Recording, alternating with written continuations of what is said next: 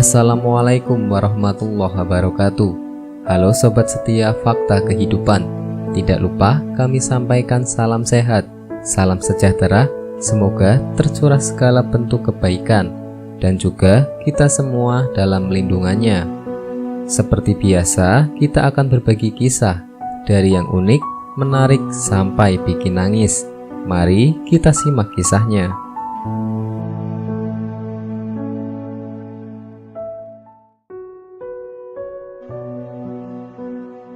Kisah nyata. Meninggal dalam keadaan mabuk. Jenazah ini jasadnya dililit ular. Suatu waktu, Abdul Wahid bin Zaid pernah melakukan perjalanan ke Romawi untuk ikut berperang. Namun, di salah satu daerah yang ia lewati, ia melihat ada sekelompok orang yang sedang mengurus jenazah. Seketika itu, ia ingin ikut nimbrung di sana. Saat itu, jenazah tertutup dengan kain dan disiapkan untuk segera dimandikan. Abdul Wahid tertarik untuk membuka kain yang menutupi wajah jenazah tersebut. Ternyata, ketika dibuka, di tubuh si jenazah ada ular yang melilitnya. Ular itu bukan sembarang ular. Bentuknya ular, namun kepalanya mirip dengan kepala anjing. Benar-benar aneh bin ajaib. Ia pun membuka dan mengecek mata ular itu dan ternyata mirip dua karang. Ular itu tiba-tiba berkata kepada Abdul Wahid, "Wahai Abdul Wahid, engkau menyerahkannya kepada Yahudi dan Nasrani. Jika engkau memang ular yang diperintahkan Allah, maka sekarang menyingkirlah sebentar. Beri waktu kami untuk mengerjakan apa yang menjadi haknya sebagai jenazah. Dimandikan, dikafani, disolati dan dimakamkan.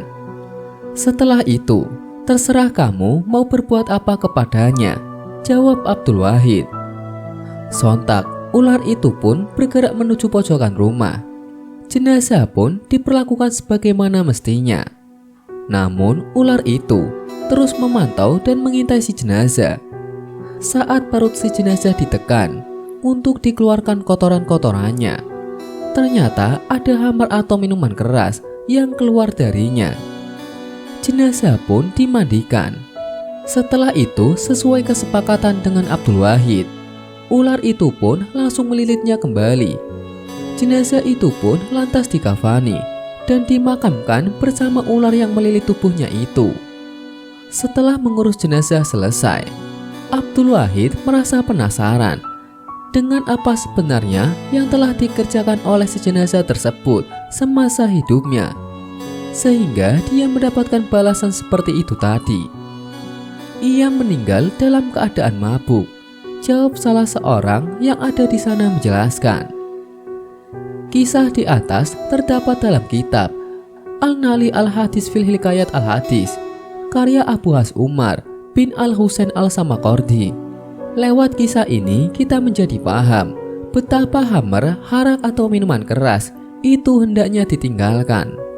Allah Subhanahu wa Ta'ala berfirman, "Wahai orang-orang yang beriman, sesungguhnya minuman keras, berjudi, berkurban untuk berhala, dan mengundi nasib dengan anak panah adalah perbuatan keji dan termasuk perbuatan setan.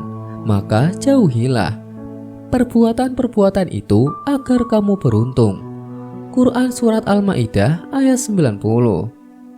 Dalam tafsir Al-Nukat wal Al-Uyun, Al-Mawardi menjelaskan bahwa yang dimaksud dengan keji dalam ayat yang di atas adalah haram. Sedangkan frase termasuk perbuatan setan maksudnya adalah ia perbuatan atau hal-hal yang diperintahkan oleh setan. Setan, lanjut Al-Mawardi, selalu menyuruh untuk berbuat maksiat dan selalu melarang dari ketaatan.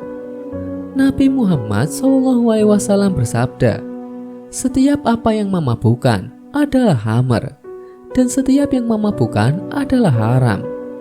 Barang siapa meminum hammer di dunia kemudian ia mati, sedangkan ia biasa meminumnya, niscaya tidak akan diterima tobatnya dan tidak akan meminumnya di akhirat." Hadis riwayat Muslim.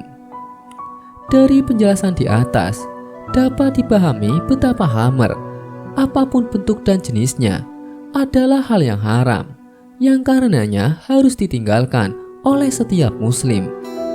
Selain agama melarangnya, pakar kesehatan juga telah mengingatkan juga tentang betapa bahayanya hammer bagi tubuh manusia. Semoga kita terhindar dari hammer dan sejenisnya. Amin. Sekian. Wallahu a'lam bishawab.